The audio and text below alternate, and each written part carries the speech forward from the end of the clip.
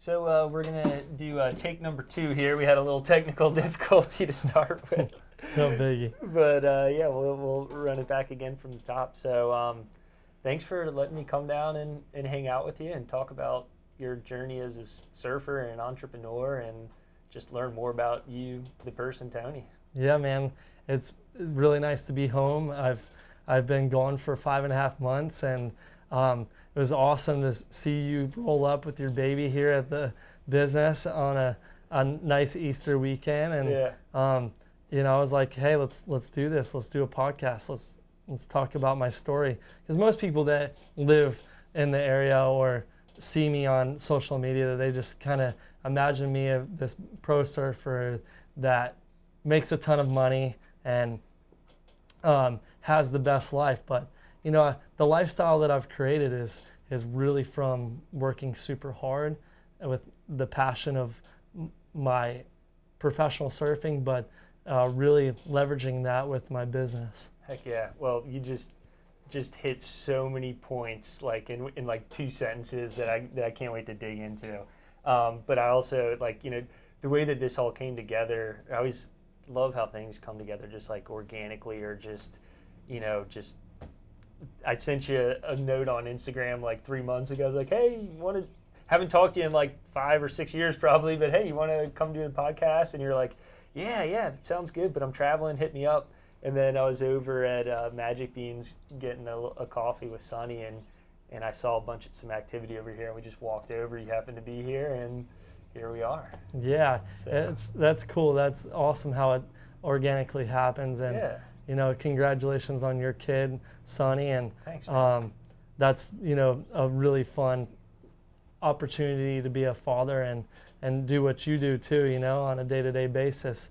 So it takes a lot of energy. It takes a lot of love and commitment. So I'm really happy for you. But yeah, man, it's cool to be able to share your story and present it to everybody around the world. Yeah. Well, let's start there, and let's hear the story of Tony and kind of how you got to where you are today, and we'll just kind of riff on that for a little while. So yeah, I mean, personally, I moved here when I was 4 years old.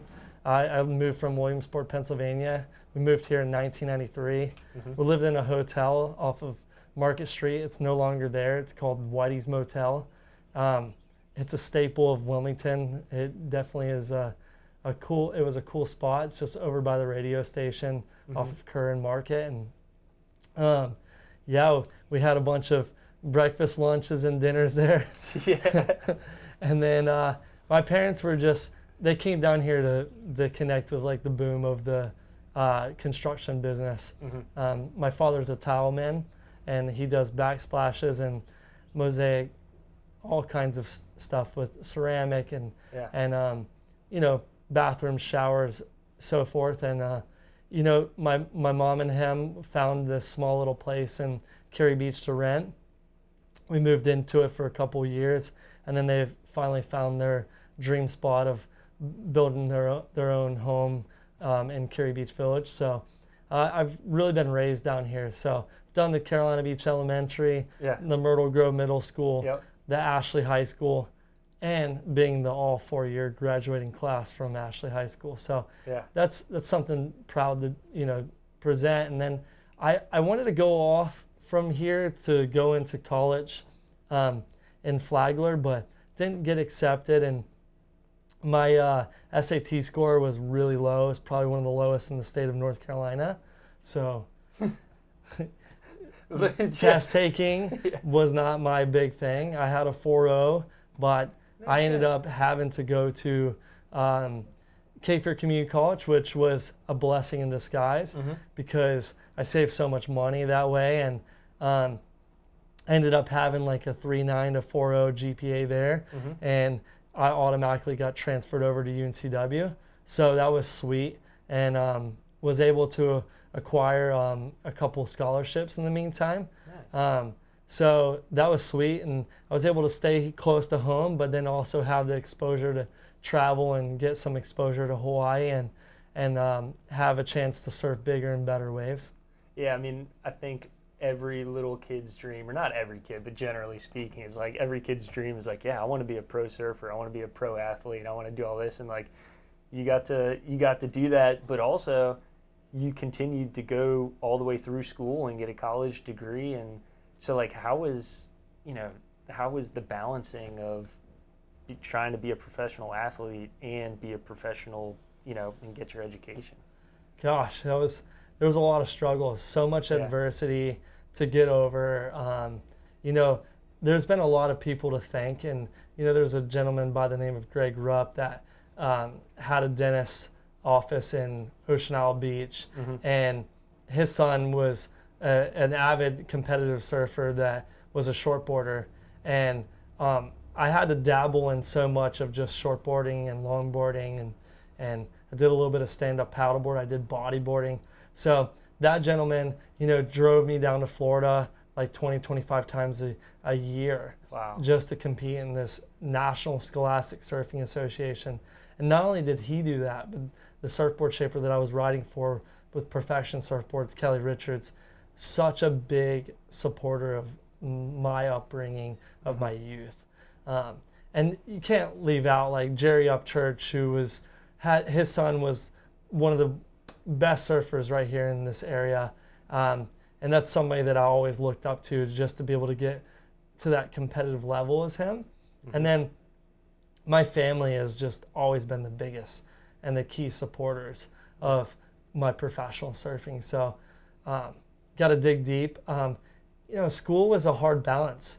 I had to take a lot of my exams prior to leaving or after I came back from these trips. And I had to take a lot of homework home, and I had to build a lot of confidence in my teachers that they would give me the opportunity to be able to travel and compete with the world's best, and so that was tough. And then juggling a business, like I started this at the age of 21.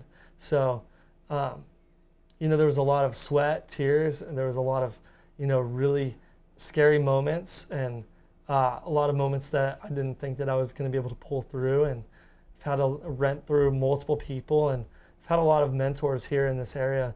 And Jeff Hogan and Justin Donaton have been some of the biggest supporters of Tony Silvagni Surf School and Beach Rentals. Yeah. Also Jim Kitts with Carolina Beach Realty, who now owns Pleasure Island Properties. So those three guys have been like my biggest advocates of my business. It's cool to hear you say thanks to all these folks. A couple of the names I recognize, but most of them I don't. But it's just cool to to hear, especially like coming from a small community. Curry Beach, Carolina Beach, especially like in the early '90s, was probably a lot less populated than it was right now, and having those relationships that you build over the time. No doubt, and I think that synergy and that trust that you build in people, and that they know that you're a quality person with a lot of professionalism, and that you're going to follow through on your word. And that's really how a business succeeds, because you show up, you're punctual, you're hardworking, you're outgoing, you're honest, you're there to provide that service and stuff. And so that's really what I've kind of based my business off of. That's awesome. You said, when you were traveling and studying, you had to kind of like build some trust in your teachers and stuff like that. And I just had this flashback of the classic, like Jeff Spicoli from Fast Times at Ridgemont High. And I couldn't imagine. It's like, okay, yeah, I've got to go to Hawaii for, to go surf as part of my, profession, part of some goals. But I'm also bringing homework with me and doing stuff. I mean, how did you balance that? I mean, it was tough. I mean, I had to give many props to my mom, too. There's some challenging times because, I'm really proficient in math, and I've always been a math person, but English has always been like much of my struggle. And so, just helping to retain that information that I'm reading and stuff, like I'm a different learner. And I'm not scared to say that out loud, because I see, as I'm teaching all these youth at my business, how to mentor them and how to physically allow for them to pick up a hammer, use a new tool, learn how to use a weed whacker, a blower, how to assemble an umbrella, how to use a tool that they've never picked up. So I feel like I'm being a big impact on their life here. Definitely, man. I mean, from an economic impact, but more so from like a social impact of providing people, you know, a place to work and you being a good role model. I mean, from everything I can tell, I mean, you check a lot of boxes as a, you know, as a leader and someone that, you know, has good morals and ethics, and being able to teach, you know, pass that on to the next generation is a pretty big deal. Yeah, I agree. And you know, I think that everyone has room to learn and to grow, right? And so like if you're not learning like each day by being a good quality person, by providing that service, by showing up and doing what you say that you're going to do, you know, it's a challenge at times too, because deep down inside your heart, you know that you are a really good person, but there's a lot of stressful moments that occur in a business atmosphere, you know, from somebody ordering something and wanting it within seconds from after they ordered it. Right. You know, so this could be a reality TV show of the things that I go through on a day-to-day basis here. Oh my gosh, So, I could only imagine. I kind of actually consider my business 911 dispatch. 911. That's what I think of it. Because immediately somebody's ordering an umbrella and they're calling back within 5 minutes and asking where it's at. But little do they know that, you know, there's all these other customers that called in prior to them that we're trying to fulfill those orders. So just always smile. I show up. I'm running hard. Yeah. I'm there. Yeah. I'm coming down. I'm drilling as fast as I can. But I'm also trying to give a good service, and it's tough whenever you're really busy in the peak summer months. Yeah, no, I can, because I mean, this is a very seasonal business, right? I mean, summertime is crazy busy, and then it starts to fall off towards the fall, and then through the winter, are you guys still renting stuff or doing lessons or? Yeah, so like my business is actually year round. Okay. And we've been the only company that stayed open all the way through December 31st. Nice. But I have to be honest with, you know, the economical growth in the area, with the exponential growth of the new buildings, the new people moving here. I hope and I would love to see that the business would fulfill throughout the whole winter season, because there's many months that, you know, most people see us busy for 4 or 5 months and they're like, man, this business is crushing. Yeah, they're killing it, right? They're killing it. Yeah. But little do they know, like those October, November, December, January, February, those off-season shoulder months, we might not even see one customer walk through the door. We might not even bring in $25 or $50 in a day. So it's an interesting business concept that I have learned that I need personal growth outside of here. So I've created a business with my girlfriend called Hang 10 and Zen. Cool. And so hanging 10, for anybody that's watching this, that means 10 toes over the nose of the board of a longboard. Yeah. So those boards are classified as 9 feet and above. And then Zen is the yoga aspect. So what we do is we hire on professional surfers from each country of Costa Rica, Nicaragua, and then the U.S. Commonwealth, which is Puerto Rico. These are the 3 spots that we've currently did this year of 2023 and 2024. And we host these people to come over, and in Nicaragua, we do an all full inclusive package deal. So these people come, they stay for 6 nights, they have 3 meals a day, they get boat trips to all the best surf breaks. They have a chance to go and have the opportunity to surf some world-class breaks, and then to give back to the community too. Like we do a beach cleanup, we have a cooking class, so if you have a wife and she doesn't surf, or if the husband doesn't surf and wants to come along on the trip, they have that chance and opportunity to see another country. Yeah. So that's pretty much what I've done to kind of fulfill those shoulder months where I'm not making any income here, and I'm able to compete on that world tour that we're going to get into. Yeah, man. So what made you like want to start your own business? Where does the entrepreneurial, you know, entrepreneurship come from? So I think a lot of it has to be from, you know, my grandfather. I'm named after him, and he was a very passionate, hardworking man, and he owned like a furniture company. Okay. And what's so cool and unique of this topic is that I've been out on the beach simply renting chairs and umbrellas and ran right into somebody that was like, Silvagni, that's from Pennsylvania.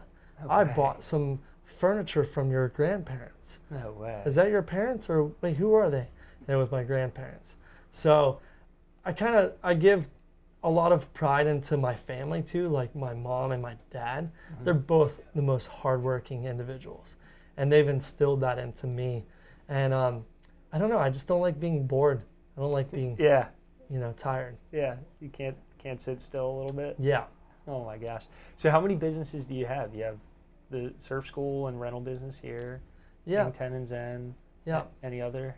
So I Ventures? rent condo rentals too here on the island. Nice. So that's something that I would love to have a chance of passive income as I become more and more challenged and I get older.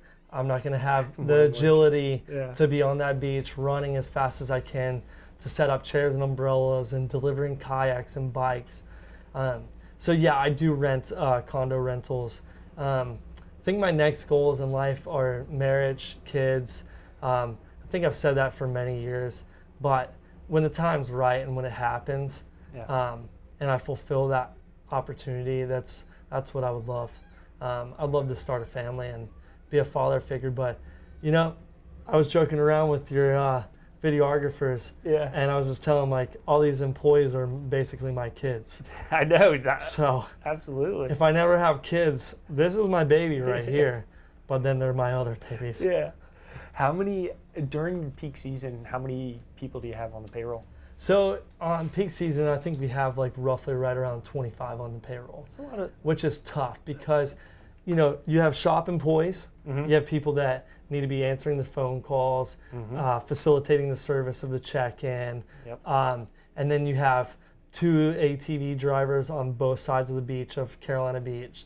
So we normally stick 2 people on each ATV. So you have the chance to be able to meet the demand of the customers in a time frame that everything's set up by 9:30. And then we service Cary Beach. Cary Beach is the knocker. Like, we do everything by foot. We walk over every beach access, every property house. We walk through their pool area. We carry the chairs and umbrellas through their area out to the beach. Oh my gosh. And then set up the stuff. And, it's tough because there's a lot of private accesses and there's a lot of public accesses. And then there's only little spots that you can pull over and you're carrying the equipment. So you have to be really safe because traffic is getting busy down here. Yeah. How long did it take you to build? I mean, I'm just looking out the window here and you got a pretty nice inventory of boards and kayaks and umbrellas and wetsuits and bikes. How long did it take you to, like, from starting the business when you were 21 to today? Like, how long did it take you to? 16 years. Yeah. 16 years of every single bit of it of reinvesting back into my company. Nice. So people look at this and they're like, oh, well, dang, he must have some rich parents, or like, he really makes a lot of money with surfing. I have invested each and every single year back into my business. That's smart. So that's the only way that I've had that personal growth. But we met our cap. We don't want to grow anymore. We are happy right where we're at. It's not a money game. It's not about how much money you can make. It's really sincerely about that service. Yeah. I can't explain how many times that somebody walks through this door and they're like, hey, your mom helped me last year. How's she doing? Like, they stop and talk to you and they want to ask how you are. And that's why people come through this door, is because they love my employees. They love my mother. They love us as a whole. Man, and if you just take care of the customer, and I'm kind of like regurgitating some words that I heard from someone else recently, but it fills within my philosophy, is that if you just take care of the customer, pretty much every other objective that you have in business is going to get met, right? Yeah. I mean, literally, just take care of your customer, provide an excellent service, provide a good product or whatever it is. You got to have some economics, dialed in to make sure that it makes sense. But if you just take care of your customers and provide a good service, you're going to be successful. For sure. Definitely. And then, like meeting the standards of, it's competitive with prices and stuff with your current competitors, but hey, quality product, like you said, quality service, making sure that you show up. Yeah. You're doing what you're saying you're doing. Yeah, and I mean, you being here in the shop, I'm sure people are really excited to come and meet Tony and be able to say, yeah, I met Tony and all that. I'm sure there's an element to that. Yeah, and I think, I'm a human and it's cool. I'm super supported here in this community. Yeah. I'm grateful for all the recommendations that everyone refers my business online. I'm passionate to say like, hey, we've evolved. We've integrated this new online business so that you can book online. We're trying to mitigate a lot of the phone calls that we receive. Whereas if you could just instantly book online, that's so helpful. Yeah. And, it's going to help us populate and generate our own tags for our chairs and umbrellas to be in order. And it gives the customers to be hands off, especially if they're out to dinner and they have the chance to book something when they're out to dinner and they want to do something last minute that they thought about. Yeah. So you can book surf lessons, kayak tours, you can do paddleboard lessons. You can book every rental online. Oh, that's sweet. Yeah. That definitely, I'm sure, eliminates a lot of just like back and forth with customers and miscommunication where it's just like, all right, online, booking service, like boom, and then you get a printout, exactly what you got to deliver and exactly. where. That's sweet. Yeah, and so I got to give mad props to my girlfriend for helping me with that. Yeah. So we're online. If you're watching and listening, and you pay attention to this, it's so awesome. It's a great way. And guys, like just the customer service that we're doing too, like our staff works super hard each and every day. There's a spot to like put gratuity on there too. So the business owner, myself, and my mother, we don't receive any of the tips. We just really evenly distribute towards the people that work in my business. And a lot of this is seasonal income for a lot of these people that come to work here. Yeah. Well, and we were talking a little bit, just, every business is having a struggle with finding good people, retaining good people, and with inflation going, it's you can only pay people so much, and I'm sure the tips are a pretty big portion of the income for the guys that are out, and gals that are out there. 100%. I mean, we're a small business, so let's remember that. Yeah. The lifeguards are on the beach, and inflation just went up, and they're getting paid a pretty penny. And you have to have some experience, and you have to have some customer service, and you have to have some knowledge, and you have to be able to have a clean driving record. You have to have a chance to be able to drive the company trucks. Yep.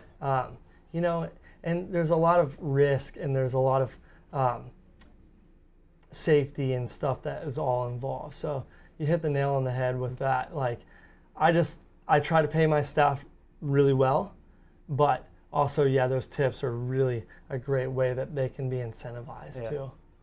So when you started the business, like, let's say like week one, like month one, year one, what did it look like? Was it just you and some stuff? Like, what did it look like? Yeah, so what happened was I started out with 2 soft top boards. Yeah. My mom was working over at the First Citizens Bank on the island, and I was getting some phone calls like while I was in college, and I was like stepping outside of the room and like, Tony Silvagni Surf School and Beach Rentals, and I just really figured out that this was not a good plan without having somebody to be able to answer the phone. Yeah. Because everything was just all integrated by just taking phone calls and taking bookings that way. Yep. So I was able to get my mom out of the bank, and we've really lived in like all these different places and stuff, and my mom's been by my side the whole time. Does she travel with you when you go internationally, or? Yeah, she did. She traveled to Japan with me. How cool. She went to many other places, Puerto Rico, Costa Rica. She's been to a lot of spots, and that was just so fun to have her involved. And now that it's gotten busier for us, she hasn't been able to come on a lot of the trips, and I'm hoping for that a lot. Yeah. Man, so I gotta tell you a funny story. So because we were at UNCW kind of around the same time, I don't know if we shared any classes together, but we would run into each other in Cameron. And then I graduated, went and moved to Raleigh, and worked. I was doing public accounting, which was pretty not fun, but it was a good place to start a career. But I remember my first Christmas break, so I'd worked like 4 months. Natalie, I was living in Raleigh. Natalie was still living here in Wilmington, and we booked a trip to go to Puerto Rico before Christmas. I was like dying, like first time being away from the beach for a while, hadn't been able to surf, and so we booked a trip to Puerto Rico. We're flying out of Raleigh, and we're in the back of the plane, and I look up and I see you and your mom boarding the plane, and I was just like, oh my gosh, it is just a small world, man. And I remember really you fun. in Cameron too. Yeah. Now that everything's kind of coming back in full circle, and that was sweet to be able to go to the Cameron School of Business at UNCW. It sure was. And I'm really proud that I was a college graduate. I think a lot of people get that wrong impression of a surfer. Yeah, you no, know? absolutely. So, yeah. But what I was gonna say too is like that you're touching on the topic of Puerto Rico. My ultimate goal is to build some casitas in Puerto Rico and create like a yoga retreat spot. So that's my ultimate last goal. I'll be your first visitor when you get that going, for sure. And we're right on the right track. Like it's only going to take some time and it's going to take some capital. And I really hope to like get something built down there. And if you're watching and you know how to build out of concrete and you're reliable and you can come down and you want to go on a surf trip and build in Puerto Rico and think that it's going to be easy to build there, hit me up. Oh man. So how'd you become a professional surfer? So what does a professional surfer mean? Like what does it have to, what do you have to hit? What do you have to do to be considered a professional surfer? Love it. Back whenever I was in the amateur era and I was surfing, we didn't really touch on this whenever I was talking about high school, but I wrote a paper and I said at the age of 16, I was like, my goal is I want to be a world class professional surfer. That's awesome. And that dream happened for me. Heck yeah. And I guess I manifested it, right? It's funny how that works, huh? Yeah. But I would have to say too, like, how do you become a pro surfer? Like, there used to be like these pro events, and if you made over $250 or more, then you would be classified as a pro surfer. Got it. So I kind of got to a point where I was surfing in these competitions and I was doing really well. And I think at the year of 2008 was the best year of my life. And how old and what age were you? So I'm 37 right now, and it's 2024. Dang, gotta do some math, man. So that's 16 years. Okay. So, so you're early 20s. That is not 16? Yeah. It's almost 20. Yeah. Almost 20 years. Yeah, 20 years old. Yeah, 2021 was like probably some of my best years of my competitive surfing. Okay. I won 21 out of 22 professional longboard events. No way. In 1 year. And that is how I took all the money that I made from that and I invested it into my business. That's awesome. So that was like the start of the era of Tony Silvagni Surf School. But so you started like when you were a teen, just surfing at small, like local, going down to Florida with friends, just surfing local comps, and then how did that evolve? Traveling the whole eastern seaboard with my parents too. Got it. I used to do Ocean City, Maryland, Dewey Beach, Delaware, Virginia Beach, yeah. Melbourne, Satellite, yeah. Sebastian Inlet, like Jacksonville, Florida. We've done it all, and like you got to give big praise to my brother too. He was a pro surfer, and he was the one that everyone looked up to down here.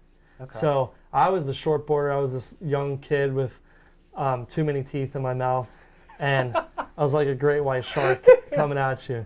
So and my brother was this longboarder, and he was like everybody that looked up to him. He was this tenacious, powerful, longboarder. He could hang 10. He could do these big layback cutbacks. He could ride a barrel on a longboard, and that's really technical, Yeah. And then I was just this shortboarder that was riding like a Ron John surf shop board, and I rode a Billy Curry, which Bill Curry is a legend around this area. A really renowned surfer in the Wilmington, Wrightsville Beach area. And I just remember like, man, I want to try longboarding, and I looked up to that.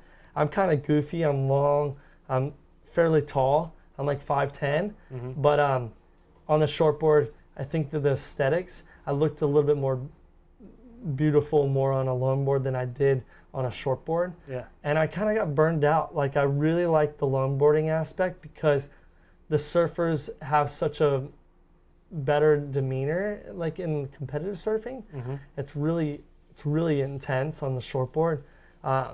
Not to say that it's for everybody, but it's just that I didn't have a really good air game on the shortboard. I was just more of a technical, really strategical surfer for competitive surfing. I might have out-surfed some of my role models, but I wasn't a better surfer than them on a shortboard. Got it. So when did you transition from doing shortboard to longboard? I think roughly right around the age of like 18, 19, 20 years old. Kind of got burned out because I was surfing so many divisions in the contest. Yeah. I was like, man, this is too much. So you would surf shortboard and longboard at like the same contest? I used to do 5 divisions. I did the junior men longboard, junior men longboard, junior men shortboard, open shortboard, junior men shortboard, I think, tag team. Oh my gosh. And I did all of that in the Eastern Surfing Association here locally. And I remember, and this is something that it might sound like I'm being pompous right now, but this is something that stands out to me in my career. Absolutely. I mean, it's the hard work you were talking about, right? Yeah. I ended up winning every division in the Mid-Atlantic Regional Championships on the street that I teach surf lessons on. That's awesome. And I started my business on Atlanta Street underneath the Hang Ten Grill where I went to school elementary. So that's kind of something that I wanted to point out because it like has some really good energy from both streets. That's so cool, man. Yeah, from living here, and you just never know what's gonna happen. I mean, yeah.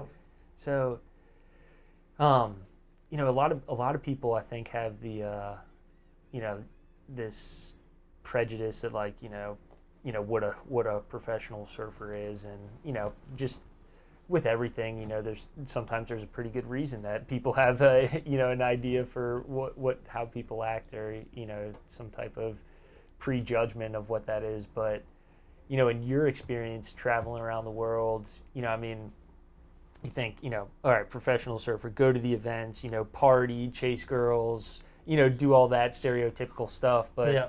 I mean, I don't know. Did you ever get caught up into that, or were you always just like business? Like I'm here to work and I'm here to get things done. Yeah, I wasn't like the perfect kid. I definitely, when I was like 21, 22, I would go out and go to Red Dogs in Wrightsville Beach, Cherry Islands, Palm Room. I used to go downtown Wilmington.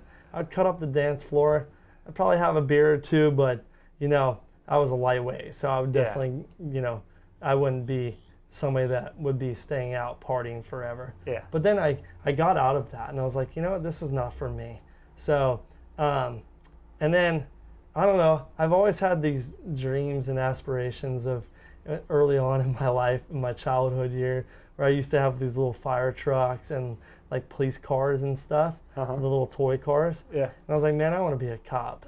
Yeah, and awesome. I like the sirens and stuff, but surfing just took over on my world. And I'm happy where my life is, my journey's been. But let's talk about like culture too. Yeah. Like most things with like culture and, trying new foods, embracing yourself around different languages, surfing some of the most world-renowned surf breaks around the world, meeting new friends, trying a new fin out, getting barreling on a wave. Like this is life. Yeah. And that's what my life is consumed of. Yeah, that's a pretty good way to spend your time, I'd say. People dream of being able to do that. Man, yeah, that sounds pretty cool. because so I don't know if I told you, but Natalie and I, we lived in Europe for 3 years from 2015 to 2018. I was working for a big corporation and got an expat gig. And I always tell people, I learned a lot professionally and had some really good career stuff. But what we learned from being able to travel to 25 different countries and be around all these different cultures, and like most of the learning that we did was, outside of work. It was just learning about ourselves as a person, and as a couple.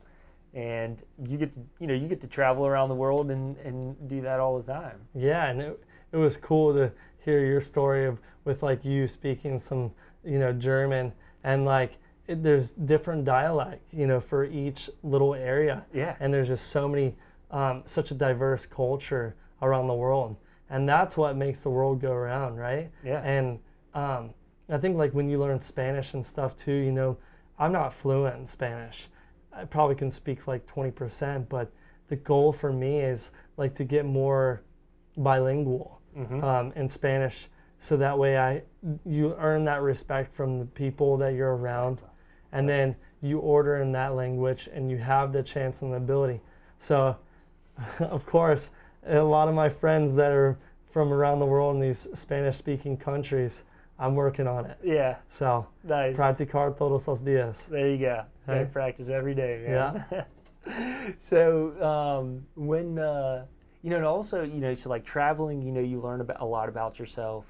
But, I mean, when you're, pushing yourself and like your personal limits, and, a big wave for you is probably a much different definition than like a big wave for me. But, I mean, going out and pushing yourself in elements or conditions that are like life-threatening for sure. I mean, how does that translate, what do you learn from those experiences that you can translate into like business and personal life and stuff like that? Wow, that's a tough one. I mean, personally, I think big wave surfing is a very mental game. And there is some life-threatening experiences, like being out on a wave where it's too much, too intense, and getting held down by that big lip. But I think like the way that I would think of it is that a lot of stuff weighs on your shoulders. So you wear a lot of hats in the business. So you can show up to work and then one of your employees doesn't show up.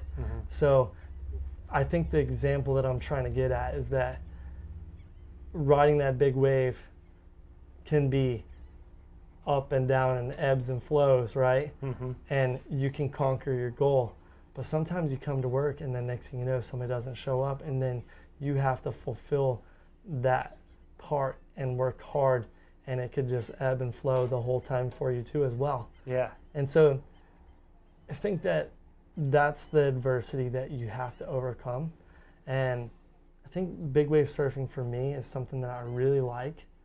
It's something that I enjoy, but there are some of the days that I just love the chest to head high, glassy, perfect conditions. And there are some of the days that I just come and show up to work, and it's a real easygoing type of day. Yeah, I like that. That's cool. I mean, yeah, basically what you said is you're not in control of everything. And that's what I like about surfing so much, is that, nothing is more humbling than being out there and you're just like, I'm just something small here in this big thing, and I'm just going to figure out how to navigate it. I mean, that's what riding a wave is. I mean, yeah, that's what's really cool. But I mean, and you just said it perfectly. It's the same thing when I come to work. I'm not in control of everything. Yeah. But you figure out a way to do it every day, right? Yeah, for sure. And I think too, like, I would have to say that I just enjoy the ride like as much as I can. That's awesome. I really love the opportunity to travel to these countries. I'm 37 years old. I've been to 37 countries. Awesome. It's something that I've always set a goal for myself to travel to a new spot that I've never been. So what do you think would say your like favorite country or favorite place to go like continually is? I really love Indo a lot for the overall experience, riding a moped, going to these random surf breaks. Yeah. There's just so much to see over there. but it's getting crowded in all places around the world. And I really love Puerto Rico a lot too, but I love the hidden gem type of places too that most people haven't been to. Yeah. And you don't have to name them if you don't want to. No, you're good. So. That's so funny. Like, you know, part of the surf culture is, you know, if you got a good spot, you don't necessarily want anybody else to know about it, right? Yeah, exactly. And sometimes, like, getting away from here and after a long, busy summer, it's always good to embrace those quiet moments for yourself too. Yeah. So what's like a place on your list, like top on your list that you haven't been that you're excited to go check out? South Africa. Nice. That's where I want to go. Yeah. I want to go to South Africa, and I want to go to the Mentawais. Yeah. I've been to Bali and Indo, but haven't been there. But you know, I feel like I'm going to a lot of the same places that I've gone to in the past. Do the events that you surf in, are they pretty like regular, like each year they're in the same places, or do they tend to shift them around? Or? So sometimes they have like a 2-year contract with like some of the governments and stuff for these different countries that we compete in. Yeah. And the first event on the tour this year is July 18th through the 21st, and it's in Bells Beach, Australia. Which is beautiful. They're doing it a month early this year, so it might be a little bit warmer from last year. And then the next event will be in Huntington Beach, August 3rd through the 11th. Yep. And then the third contest is up in the air. They haven't listed where it's going to be. And then the fourth and final event is if you're in the top 8 on the World Longboard Tour, then you'll compete in El Salvador at Playa San Sol. Got it. So that's awesome. And then you compete in a format where 6th, 7th, and 8th place surf against each other. The one person from that heat wins to move on against surfing against the 5th and the 4th place. And then after that, that person surfs against the 3rd place, and then the 2nd place, and then the 1st place. You have to win 3 times in order to win the world title. That's wild. And I mean, you've won a ton of competitions in your day on the longboard tour. So I've won a couple regional events. Okay. But I've never won a World Longboard Tour event. Okay. I've made it into the semifinals, and that's been my best result. I've never clinched to get into the final to surf man-on-man against anybody. Okay. So maybe this year? Maybe this year. Let's hope for that. But there's so much talent out there, and I've been working on my posture. I've been working on my arms. I've been working on my style and being innovative and creating variety. Yeah. So, I mean, you know, you're kind of like, I guess, off season a little bit right now. You own a business. You're working full time. How do you have time for training, or what type of training do you do while you're home? Yeah, so my goal right now is to have shift leads, which is happening right now. It's the beginning of the season, so people are learning how to learn underneath these role models so that they can carry the reins. And then my goal is to try and secure a good sponsorship that will help fulfill my dreams of being able to compete on the world tour, but be innovative in the fact that hiring on a videographer that will follow me around the world and take photos to create a vlog and have a chance to create a story. And so the story is something of this right here, like that I'm not just a pro surfer, that I am, you know, more than just you're a professional person, surfing. You're an entrepreneur, you're a family member, you're a community, you know, you're involved in a lot of stuff here at the community, economically, socially. So yeah, maybe you can use this to get started a little bit. And so this is the goal. I'm planning on trying to set that proposal to see if it'll work out in my favor, because I feel like it's long overdue, and I want to have a chance to have this really amazing photographer that I've teamed up with on our retreats and clinics, and see if he will be able to tour around the world with me, live here locally, and you know, showcase the surf school and make a more of a larger audience of seeing a better platform. Yeah. Well, I mean, being a professional surfer, like from my perspective a little bit, is you've guys that are professional surfers that don't compete at all, right? Like they've got sponsorships, I mean, I feel like in this day and age, it's all about social media presence, right? I mean, but then you have the other aspect, which is, I'm more of a competitor, and I have sponsorships to help me travel around the world. Right. So how have you how have you gotten some of your sponsorships? Like how has that kind of come about? So a lot of people recently have approached me, Nice. and I feel like I'm the full package. Mm-hmm. Good, hardworking man, fairly You got great, decent you looking, got great hair, right? Locks of love. So hey, I surf to strive hard to do well competitively, but I'm also very ambitious. Heck yeah. And I really promote like the companies that I ride for. Mm-hmm. So recently, I'm hoping to come out with a pro model fin with a company Nice. that we're working on. We're doing some R&D. Should be Sweet. showing up in the next couple of days. We have a new poncho coming out, which is a towel changing robe with this company that's just sponsoring me. It's called After Essentials. They're from Europe. Okay. Cool. And we have kid sizes, and we also have adult sizes. So it's a great way to go and change after being in your wetsuit or your bathing suit to get into your own clothes. Yeah. And then, I feel like the component of riding for the board company that I'm riding for, I would love to see the opportunity to be able to create a pro model board and leverage that towards our clinics and yoga retreats so that people will be able to, fit the options of test riding all the boards and choosing the right one for them. That's awesome, man. It's so cool to hear like all the entrepreneurial mindset that you bring to like surfing. And that's another thing I think that's really cool about, surfing, for example, there, other sports, but, is the entrepreneurial side of it all. And the business side of surfing is, being able to, promote new products or promote, new ideas, or just be able to travel the world and help other people, chase their dream, right? Yeah, for sure.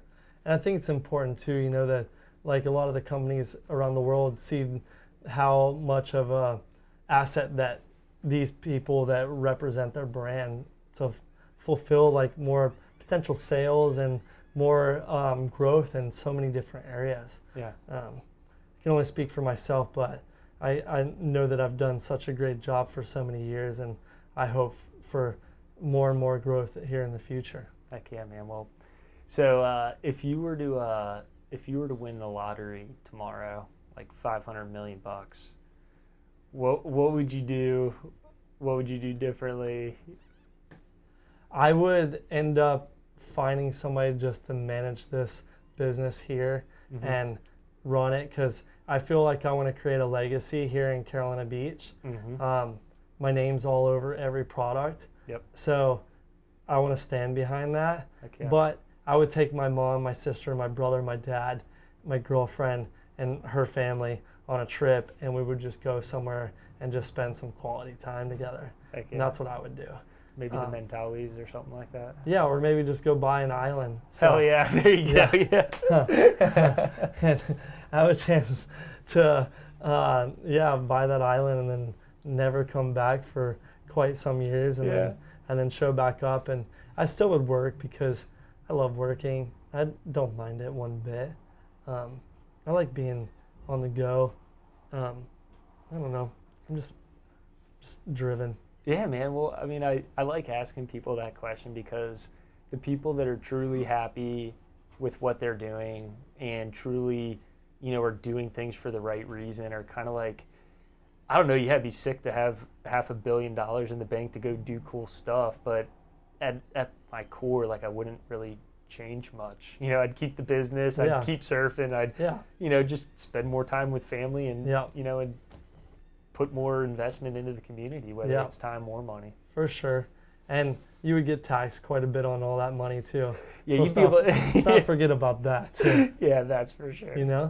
So so just kind of like, wrapping up here, for people that are listening, but I'm sure there's, some young kids out there that have been following you and, see you on Instagram and, and see you all over the place, but they haven't really gotten a chance to actually hear you talk much or like, talk about how you've progressed from just being a little kid to, getting your college degree and still being a professional surfer and being an entrepreneur and still living the dream. What would be your kind of like advice to those kids out there that want to be like you, or adults like me who want to be like you? Classic. I would have to say too, it's kind of hard to find out what you really truly want to do at an early age. Many people go through college and they're like, I'm just taking prerequisite classes. I don't really know what my end goal is and what major I want to accomplish. Mm-hmm. And I think like in life in general is just like, you just want to have a chance to, enjoy the ride, but focus on a goal, be driven about it, and put all of your energy, if you want something, go for it, but also remember to like, life is short, sometimes you have to walk like you have nowhere to be. It's That's not always awesome, a race. Man. That's awesome. To the finish line. I've never heard that. Sometimes you got to walk like there's no place to be. Yep, and that's what my girlfriend tells me all the time, because I'm a fast walker, and sometimes I'm doing too much, and then sometimes when you take it slow and you walk like you have nowhere to be, sometimes it can easily transition you to the right direction. Sometimes when you're doing too much, it's hard to accomplish and fulfill that task that you're trying to do. Heck yeah. Because I feel like I'm ADHD. That's awesome. I think a lot of entrepreneurs like you probably have that same sentiment. And it's funny, once you like start a business or become an entrepreneur, you just start to see opportunities like everywhere you look. You're like, oh, that's an opportunity. Oh, that's an opportunity. Yeah. I agree for sure. And yeah, like tell me what you do too. Like what is your business? Like what you do? Yeah, we actually haven't really even talked about that at all. Yeah. Our whole deal is we help business owners see their finances clearly and take away the anxiety, the unknown, the stress of dealing with bookkeeping and accounting and sales tax and payroll and all the compliance stuff. Is just completely outsource that part of your life to us. We're professionals at accounting, and we work with small businesses like yourself and just take care of whatever you need so that you can focus on running the business. And because you started a business because you truly love doing something. Correct. It was not accounting, right? Correct. I'm sure. Yeah.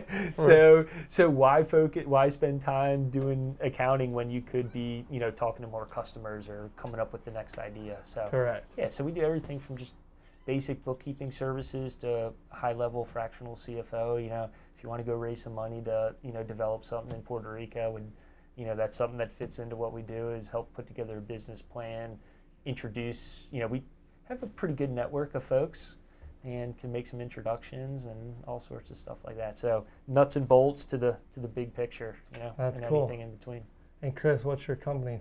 Component Associates. Component Associates. Yeah, man. That's awesome. Yeah. Well, it's been a pleasure talking man. with you. Yeah, no, thank you. And everybody that's listening, if I want to find Tony or I want to take a lesson or come check some rentals, like where do I find you? How do I find you? Yeah, the great thing is now everything's on our website, so you can book instantaneously on the website. There's a QR code. We have brochures everywhere. You can scan that QR code, but the best way to find us is surfschoolnc.com. Cool. And then for anybody that's been watching that got really hyped up about the longboard and yoga retreats, our company with that is hang10andzen.com. Okay. And just to give you a wide variety of the services that we provide, we do surf lessons, kayak tours, paddleboard lessons, surf camps. And then all the chair and umbrella rentals we service for Curie, Carolina, and Fort Fisher. Got it. We can add that drink tray in there for you. Nice. Keep that cell phone out of the sand. I almost dropped my cell phone multiple times during this communication. Yeah. Your sunscreen, your drinks, everything. So in any case, we do a lot of stuff here. We have a wide variety of different services of paddleboards, skimboards, bodyboards, coolers, wetsuits, Anything. fat tire bikes. Awesome. We got it. Anything you need, huh? Yeah, and a great smile too. So That's you right. can always count on that cheeseburger smile. Heck yeah, man. Well, thanks again, man. I really appreciate you taking the Yeah. time to do it, and thanks for sharing some knowledge. Oh, geez, the light's on. You've been blowing up the whole time, man. That's Yeah. part of running a business. No doubt, for sure. So thanks so much for tuning in, everybody, and Heck yeah. look forward to seeing this on the web. Yeah, that'll be fun. You. Yeah.